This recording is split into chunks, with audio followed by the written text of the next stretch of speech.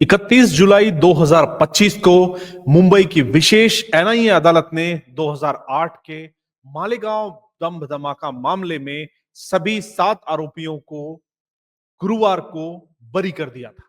यह फैसला न केवल एक न्यायिक प्रक्रिया का परिणाम था, बल्कि एक बड़े राजनीतिक षड्यंत्र का पर्दाफाश भी करता है। इस मामले ने एक बार फिर साबित कर दिया कि कैसे कांग्रेस नेता और यूपीए सरकार ने हिंदू आतंकवाद जैसे झूठे नैरेटिव को गढ़कर पूरे हिंदू समाज को शक की निगाह से देखने के लिए मजबूर किया था। इस मामले में सबसे चौंकाने वाला खुलासा महाराष्ट्र एटीएस के पूर्व अधिकारी महबूब मुजावर ने किया है। उन्होंने दावा किया कि जांच के दौरान उन पर आरएसएस प्रमुख मोहन भागवत को गिरफ्तार करने का दबाव डाला गया था। यह आदेश उन्हें वरिष्ठ अधिकारियों से मौखिक रूप से मिला था, लेकिन उन्होंने इसे मानने से इनकार कर दिया, क्योंकि उन्हें पता था कि यह एक राजनीतिक षड्यंत्र है। 2008 में मालेगांव में हुए बम धमाके में 6 लोगों की मौत हो गई थी। इसके बाद कांग्रेस नेता दिग्विजय सिंह और तत्कालीन गृह मंत्री पी चिदंबरम ने इसे हिंदू आतंकवाद का नाम देकर साध्वी प्रज्ञा सिंह ठाकुर, स्वामी असीमानंद और लोकेश शर्मा जैसे हिंदू संगठनों से जुड़े लोगों को गिरफ्तार करवाया था। लेकिन एनआईए की जांच में पता चला कि सबूत गढ़े गए थे और मामला कमजोर था।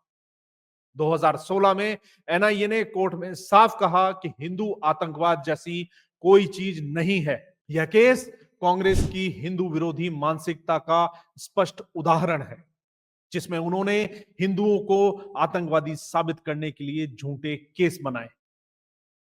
मालेगांव केस सिर्फ एक उदाहरण है। कांग्रेस ने दशकों तक हिंदुओं को निशाना बनाया है। 1984 के सिख दंगों में कांग्रेस नेताओं का हाथ था, लेकिन बाद में उन्होंने इसे हिंदू फांसीवाद कहकर हिंदू समाज को बदनाम करने की कोशिश की। 1989 में शाबानो केस में राजीव गांधी सरकार ने मुस्लिम पर्सनल लॉ को प्राथमिकता देते हुए सुप्रीम कोर्ट के फैसले को पलट दिया, जिससे हिंदू महिलाओं के अधिकारों को कमजोर किया गया। 1990 में कांग्रेस की मिलीभगत से कश्मीरी पंडितों को घाटी से खदेड़ा गया और हजारों हिंदू मारे गए, लेकिन कांग्रेस ने कभी इसकी निंदा नहीं की।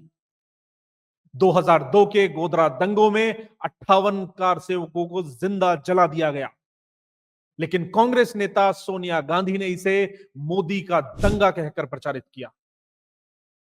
हालांकि सुप्रीम कोर्ट ने नरेंद्र मोदी को क्लीन चिट दे दी, लेकिन कांग्रेस ने हिंदुओं को ही आतंकवादी बताने का नैरेटिव लगातार चलाया। 2013 में तत्कालीन गृह मंत्री पी चिदंबरम ने संसद में हिंदू आतंकवाद शब्द का इस्तेमाल किया और समझौता एक्सप्रेस, मक्का मस्जिद ब्लास्ट जैसे मामलों में हिंदू संगठनों को फंसाने की कोशिश की, लेकिन कोई सबूत नहीं मिलने की वजह से एनआईए ने सभी को बरी कर दिया। कांग्रेस ने हमेशा वोट बैंक की राजनीति के लिए हिंदुओं को निशाना बनाया है। उनकी राजनीति डिवाइड एंड रूल पर आधारित रही है। कांग्रेस मुस्लिम तुष्टीकरण के तहत उन्होंने हज सब्सिडी और शरिया कानून को बढ़ावा दिया, जबकि ईसाई मिशनरियों को संरक्षण देकर केरल और नॉर्थ ईस्ट में धर्मांतरण को प्रोत्साहन किया। दूसरी ओर हिंदुओं को अपराधी बनाने के लिए मंदिरों पर हमले किए गए और हिंदू त्योहारों पर प्रतिबंध लगाने की कोशिश की गई। मालेगांव केस का फैसला साबित करता है कि कांग्रेस ने हिंदू आतंक का झूठा नैरेटिव गढ़कर देश को बांटने की कोशिश की थी, लेकिन अब हिंदू समाज जाग चुका है। 2014, 2019 और 2024 के चुनाव में कांग्रेस की हार इस बात का प्रमाण है कि अब हिंदू झूठे आरोपों से डरने वाला नहीं है। यह समय हिंदुओं को एकजुट होकर अपनी अस्मिता की रक्षा करने का है। कांग्रेस की फर्जीवाड़े वाली राजनीति का जवाब उसके अस्तित्व को मिटाकर ही देना होगा।